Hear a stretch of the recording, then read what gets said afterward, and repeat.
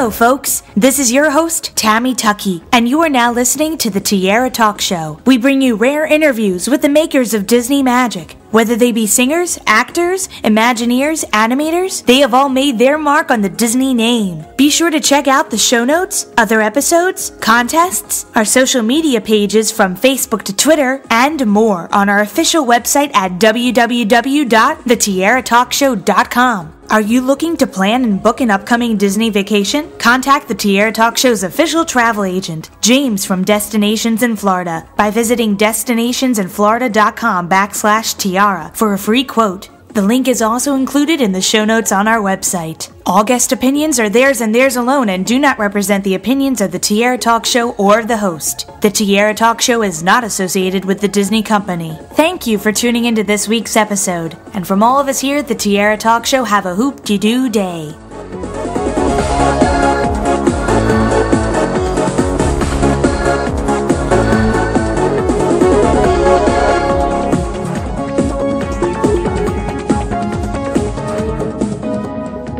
I'm excited to welcome this week's Tiara Talk Show guest, composer, and voiceover artist, Mike Brassell. Welcome, Mike. Hey, thank you so very much. I'm glad to be here, actually for the second time. I know. Well, the last time I got a chance to speak with you was almost 5 years ago. Isn't that crazy? Was it that long ago? Wow. Time has certainly flown. And it was also right around the time that the new spiel for the Tomorrow Transit Authority was added to Tomorrowland at Magic Kingdom. And I remember there was a lot of debate in the Disney fan community about the new narration. And my co-host, Darlene Donnell, and myself, we all thought it was a great addition because it had not been updated for 20 years. And there were new attractions there. And we thought it was a great addition. They still had some of the same aspects of the old one.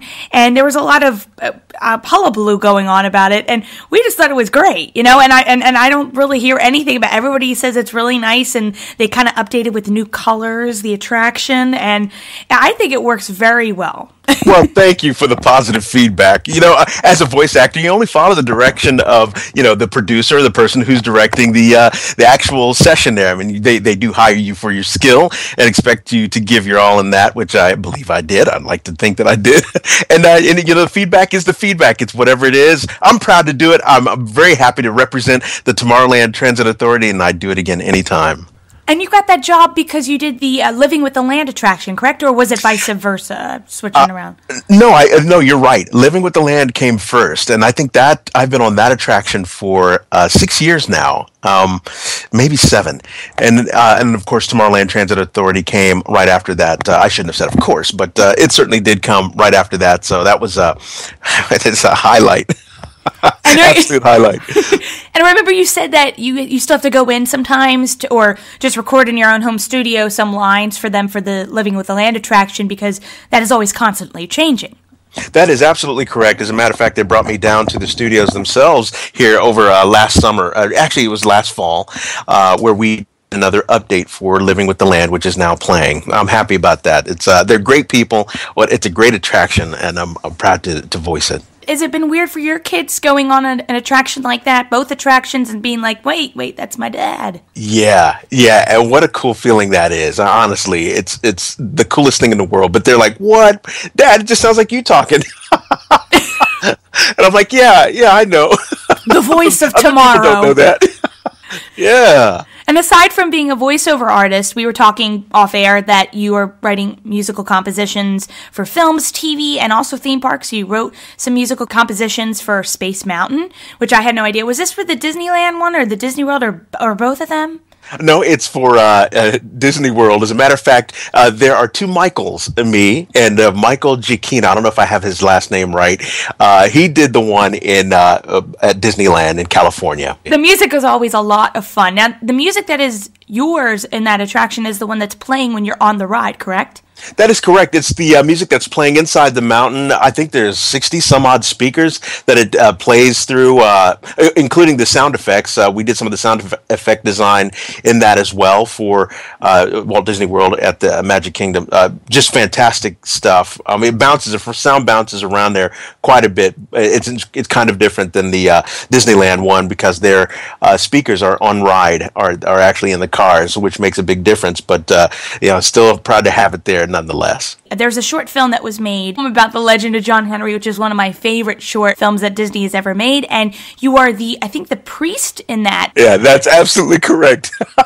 That's absolutely correct. And that was with my time at Disney Feature Animation there in Florida when the studio was active there at this Disney MGM Studios at the time it was known as. What an honor for that to happen. Actually, we were just getting prepared to get into Lilo and Stitch. So the show producers and creators for Lilo and Stitch were already there preparing for the rollout for us to do Lilo and Stitch. So this project was one of those that we were just transitioning right into Lilo and Stitch. It was a fun project. It was actually challenging for the crew as well, simply because it was using, just like Lilo and Stitch, they were using watercolor backgrounds.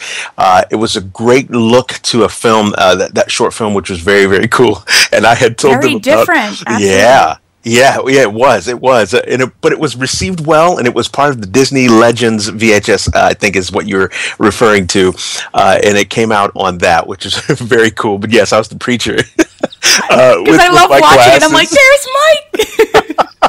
It's fantastic, and I'm so sad because they don't really play it on Disney Channel or anything like that. I know there's 2 copies on YouTube. If anybody wants to watch it, it's definitely something you should watch. The music was awesome as well. Oh, yes. It was absolutely wonderful. You were saying that you worked on Lilo and Stitch, and you also worked on Brother Bear. Yeah, absolutely. I was an assistant production manager of the CAPS system, which is the computer animation production system for Disney. I think they won Oscars for that technology, and that was one of the last Lilo and Stitch and Brother Bear were the last films, I think, under those auspices, under CAPS, because they were developing a new software and a whole new workflow for the back end for their production. And what we did basically was there were 7 departments, even more, but that would take the physical artwork, they would scan it in. That scanning was not one of my departments, but as soon as it got scanned into the digital world, it did come into my departments with color model markup, inking and painting,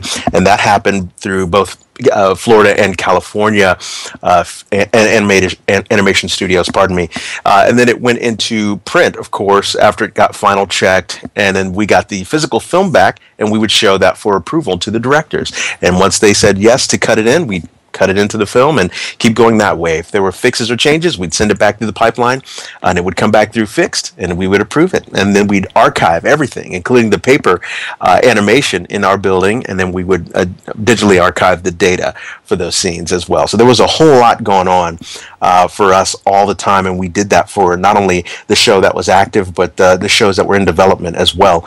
We were kind of the catch-all for everyone. But do you remember when people would be able to come in and see you guys working and what the latest project was going to be? It was a great time to be part of the Florida Disney Institution, of course, as well, before they shuttered the doors, and finally, of course, in 2004. There's a documentary, actually, that I would recommend those who are interested in what happened there in those times online through Dream On Silly Dreamers, the name of the title of the actual short piece. I scored that with my German friend, Kuno Schmid. We were working with some of the animators in Florida who had thought ahead enough to document what was happening at Feature Animation, and Roy Disney was kind enough to sponsor it, and we made a short documentary about what was happening through the heydays and down to the closing of the studio, which was a sad time, but yeah, we certainly had a fun time there, and I never regret a day that I walking into that building. It's sad to see it in the state that it is now. I say that because animation was there, and we were cranking out some great stuff. But to answer your question, yes, my office used to be down in that fishbowl area where you would go through the tour, and of course the grayed out windows would clear up, and you would see people walking around inside the animation building, and even working with the background desks that were right there near the windows. Now, we used to have meetings and for show, we would have meetings in the story rooms that were right there on the route. And I did this one time, and they let me do this. And I asked the facility manager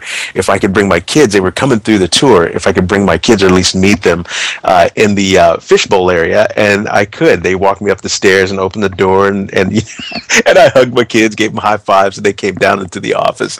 They felt so cool doing that. I was like, this is fantastic. They're getting the VIP treatment. Oh, yeah. Like, what? You can go off tour in there? That's the coolest thing in the world. And, man, we've been really blessed to be able to be part of that institution. I love it. Do you find that you like composing a little bit more than you do voice work, or do you like them equally both the same? You know, that's a great question. It's a whole different adjustment. When you're composing, you're in a different frame of mind than when you're, it's all part of being creative, so it's under that creative umbrella, which is great, but it's a different part of your brain that you're locking into a character, and you got to be this way, and you got to kind of tap into all your real feelings and make that character live so that people that are listening believe you.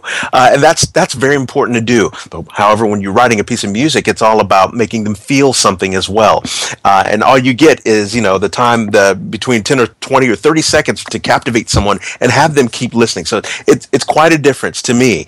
But I love both of them because they are so different, because I'm able to be creative in both of those areas and enjoy that, enjoy both of those aspects. I appreciate it. And where do you get your inspiration for composing? That's a great question, too.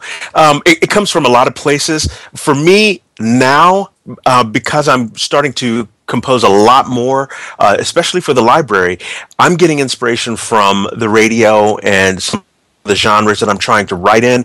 Production music library, believe it or not, they offer a lot of inspiration because of the music that they just keep churning out and cranking out. It's great to hear all these different genres all the time. But yes, radio is great for that. Previously, when I was writing, just in my younger days and in my younger mind and maturity, I was, emoting through my feelings more so with the music, and not really kind of connecting it to any visuals. So now, again, you learn as you grow. I'm more connected to the visual aspect. So now things have to fit a character or a feeling or a shot in a film or a TV show or an opening of a TV show or a film. You have to make sure that it's excitable and people enjoy it, and it's something that they'll listen to over and over again.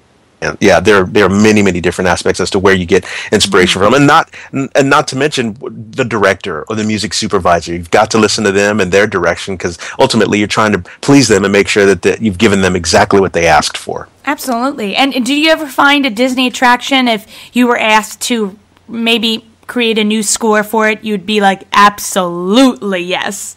Oh, yes, without a doubt. Oh, it'd be the first thing I'd say. And then I'd go, what am I doing? And then I'd get back into inspiration, and I'd talk to them more about the project. And, of course, then they would give me all their feedback in terms of how because, these Imagineers, they know exactly what they're doing. I'm not telling you anything new. But, boy, they know what they want, and they're going to give you a clear-cut idea. Then they'll let you go and put your creativity on it, and then they'll hone it and get it to exactly to where they want it, and they're happy, and where they'll know the audience will receive it well. That's what's amazing about those guys. They're awesome. And you just reminded me, it's been 5 years since Princess and the Frog was released, and That's you right. worked on some songs that were never really used for the production. So have you heard anything about maybe they're going to use them for another movie at all? Yeah, I would love to see that music be used. Are you kidding me? That'd be fantastic. It was written with Eric Goldberg, and Eric Goldberg is a fantastic animator, and he's just an awesome creative visionary. This guy is so full of energy and talent. He's bursting with it. I'm so proud to have been connected to him with these songs, and we sold 5 of them, as a matter of fact, to Disney. He pitched it to them, and they accepted his idea, accepted the songs, bought all that stuff, but sat on it, never did anything with that in particular. But they did kind of form, out of that formula, they did come out with Princess and the Frog, which is great. So I hold no ill will towards that, but yes, please, Disney, use my songs. 3 more fun questions I always ask my guests. They're Sure. the Donald, Goofy, and Mickey ones. So we'll start with the Donald one. So as a child, what Disney film would you always like to watch over and over again? Peter Pan. And our Goofy question, what Disney character do you think would be your best friend if you met them in person? Oh, Goofy. And our Mickey question, if I asked you to name any Disney song at this moment, what immediately comes to mind? It's the Hercules one. The song from Hercules. The Distance? Right? Yes, yes. I mean, that one is wow, and it speaks to me. It speaks to me as well, just in my throughout my life, I should say. It's transcendental music is, and when you find that one that kind of speaks to how your life has played itself out so far, you're like, this is the song for me for a long, long time, and that's "Go the Distance" is my song because of that. I mean, there's many, as a composer and as a father, I mean, there's many obstacles in your way, people telling you can't make it and you're never going to be this or that. And there's lots of positive influence as well. So you can't truly go the distance. And that one connects with me on all those levels. That's why I love that song so much. They did it really well. Thank you so much, Mike, for coming on the show, and I'm so excited because listeners can check out one of your new websites. Head to ineedmoremusic.com to check out some of Mike's compositions. They're really, really good. I was listening to some of them before we started recording our interview. And you can also follow Mike on Twitter at Mike Brassell, which is Brassell, if you need to know how to spell Brassell. That's it. You got it exactly right. You're awesome. Thank you so much for having me again. I tell you, I love to do this, and I'm glad you guys enjoy it. Thank you. Roller coaster ride. I'll be thinking my love, thinking la la la la la la la la la. Hey, my tattoo, hey. Roller coaster ride. Tomorrowland Transit Authority Metroliner non-stop now departing Rocket Tower Plaza Station for a round-trip Super Skyway tour.